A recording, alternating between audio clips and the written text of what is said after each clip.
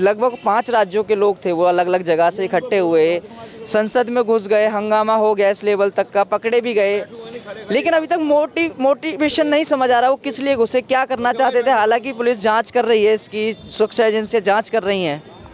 Sir, उनका अपनी बातों की तरफ ध्यान आकर्षित कराने का ही मोटिव था।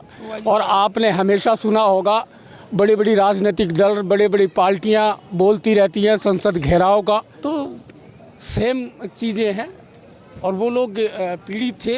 गवर्नमेंट को गंभीरता से इस मामले को लेना चाहिए कि अगर उन व्यक्तियों ने ऐसा किया तो किस ऐसे मुद्दे पे ऐसा विचार बनाया जिसकी वजह से उन लोगों को वहाँ तक इस तरीके का कदम उठाना पड़ा। और वो लोगों ने तो अपनी जान को दाव पे लगा के किया है। अगर कोई सुरक्षाकर्मी अगर फायर कर देता तो वो तो जीवित ही नहीं बचते। कह रहे हैं मास्टरमाइंड है, फ़ोन तक जला दिए गए, उन लोगों ने सबूत सारे मिटा दिए गए हैं। इसकी प्रिपरेशन कम से कम 1.5 साल से चल रही थी और 13 तारीख ही क्यों चुनी गई, यानी कि बरसी वाला दिन था, 22 साल कंप्लीट हुए थे संसद हमले के, वही दिन क्यों चुना गया? देखिए सर, ये चीज़ें तो जितनी ज़्यादा बोलोगे, जितनी ज़्यादा बातें निकल कर के आएंगी, ठीक है। आप ये बताइए कि भारतीय जनता पार्टी का दल होते हुए फ़ोन टेपिंग का एक्सचेंज लगा और इस देश के अंदर फ़ोन टेपिंग की जासूसी हुई। भारतीय जनता पार्टी की सरकार होते ही कारगिल हुआ। भारतीय जनता पार्टी की सरकार होते ही गुजरात दंगा हुआ। भारतीय जनता पार्टी की सरकार होते हुए ही संसद पे 2001 में अटैक हुआ। और अभी भी भारतीय जनता पार्टी की सरकार होते हुए ही दोबारा, और फिर भारतीय जनता पार्टी की सरकार होते हुए पुलवामा। तो ये क्या चीज़ें दिखाती है? क्या 2024 के इलेक्शन आने की वजह से देश को कोई भ्रमित करने का मोटिव है? मैं अपने भाई की बात से बिल्कुल सहमत हूं जो इन्होंने कहा। हमारे देश की जो सिक्योरिटी एजेंसी हैं, जिनके ऊपर हमारा पूरा दारोमदार रहता है, सुरक्षा का दायित्व रहता है, वो कहाँ गुम हो गई थी भाई?